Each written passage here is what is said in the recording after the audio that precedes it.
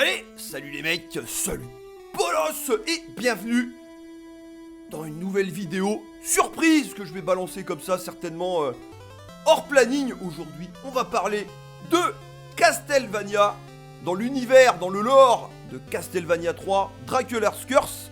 Voilà, puisqu'est sorti il y a quelques jours de ça, 4-5 jours, voilà la nouvelle saison de la série Netflix Castlevania, la 4ème saison. Voilà, je vous avais fait une vieille vidéo où je vous avais donné mon ressenti de la saison 1 à la saison 2. Je l'avais pas fait pour la saison 3, ça va être l'occasion aussi de l'évoquer dans cette vidéo. Voilà, j'ai noté que personne n'en parle, donc voilà, c'est quand même étrange. Voilà, bon, des youtubeurs que je regarde, des youtubeurs cinéma, série, voilà, ils en parlent pas.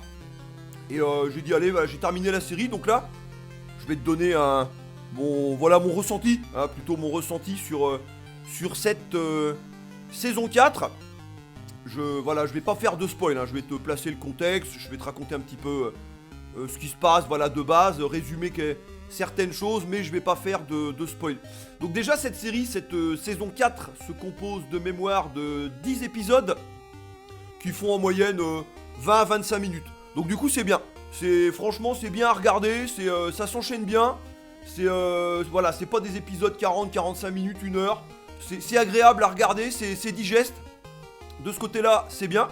Donc je vous avais fait, voilà, il y a longtemps, hein, sur ma chaîne, je vous avais donné mon avis sur la saison 1 et la saison 2. J'avais occulté, j'avais mis de côté la saison 3 qui était un petit peu déstabilisante, voilà, mais je vais l'évoquer également dans cette petite vidéo rapide. Donc ça se passe, hein, dans l'univers, a priori, de Castlevania 3 sur NES, hein. Donc le personnage principal, ça va être Trevor Belmont, hein, qu'on incarne ainsi dans ce Castlevania 3, accompagné de Sypha, la magicienne, hein, qu'on peut débloquer dans ce Castlevania 3, et d'Alucard. Alors, à la saison 2, voilà, a été mis des intrigues, hein, voilà, une vampire, hein. Alors je sais plus si c'est une générale de Dracula, enfin Dracula, voilà, était mort, et voilà, la chef des vampires, hein, Carmilla, elle avait fait main basse un peu sur tout le règne de Dracula, et Alucard, il avait réussi à s'échapper avec le château de Dracula, voilà, qui a la faculté de pouvoir se téléporter. Du coup, la saison 3, alors la saison 2, ça terminait, il y avait quand même des enjeux, avec voilà, Carmilla qui prenait quand même beaucoup de puissance. Hector, hein, quoi, avec lequel on joue, le personnage avec lequel on joue dans le jeu PS2 Xbox Castlevania Curse of Darkness. Voilà, que j'ai dans le salon là. Et donc Hector, hein, qui aura la faculté de fabriquer des monstres, hein, qui sera un créateur de monstres, hein, et qui aura aussi un Némésis dans la série. J'ai oublié son nom, je vous mettrai peut-être une petite photo. Et donc dans la saison 3 est introduit un nouveau personnage, voilà, qui s'appelle Saint-Germain.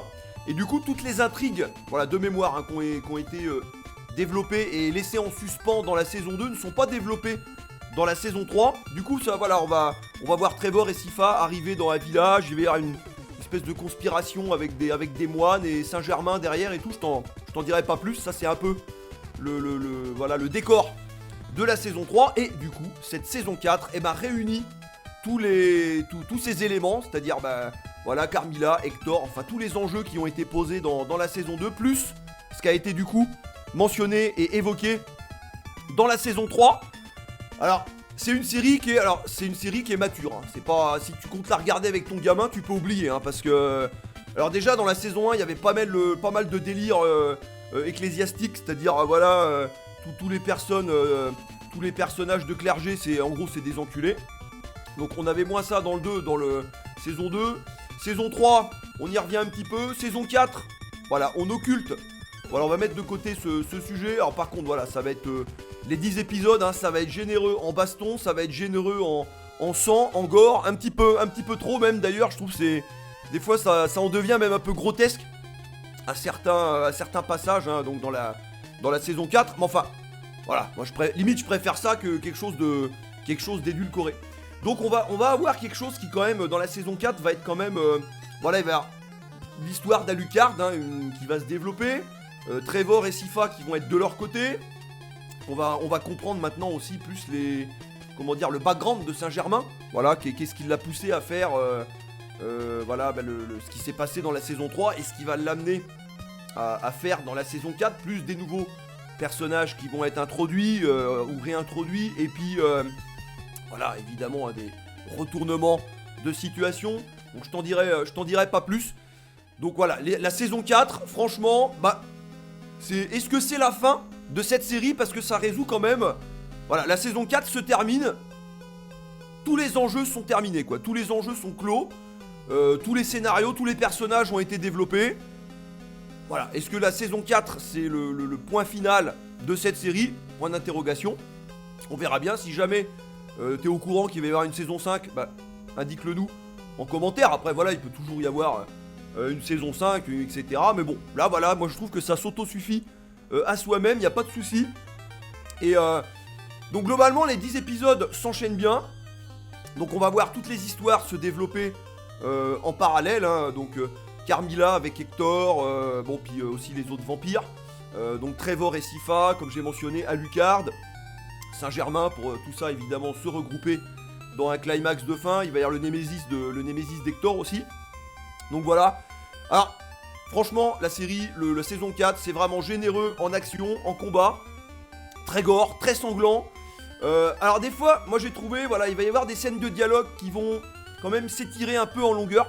Donc globalement, c'est bien rythmé, c'est généreux en action. Mais paradoxalement, il va y avoir quelques passages un peu mollassons. Voilà, quelques passages un peu mollassons où l'action va être un peu mise en retrait. Alors je veux bien, hein, ça développe le scénario, ça développe les personnages, c'est très bien. Mais je sais pas, la manière dont ça a été traité, je trouve, ouais, c'était du coup... alors un petit peu mou, voilà, par moment, c'était des fois un petit peu mollasson.